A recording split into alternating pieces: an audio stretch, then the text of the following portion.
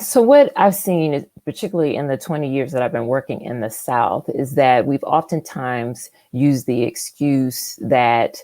people are apathetic about government or apathetic about what's happening, but we haven't put our finger on the fact that there are a host of barriers that have been put in place so that people cannot engage. And so when we get a historic moment like we saw last year, where tens of millions of Americans, particularly people of color, Black and brown folks, showed up and showed out at the ballot, now it's all of a sudden issues of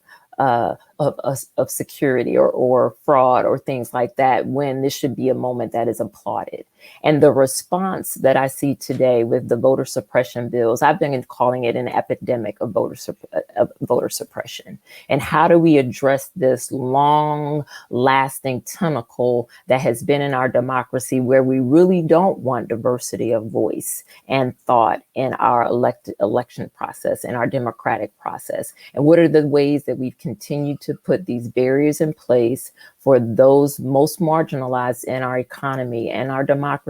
to continue to stay silent? So we've got to address this long term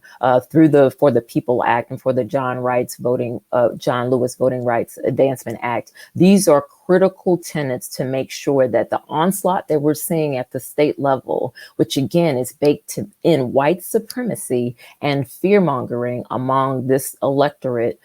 is to make sure that we've got a federal piece of legislation that can squash and stymie all of these state-based suppressionist tactics. We need the federal legislation to make sure that everyone has access. If we're not going to pass a constitutional right to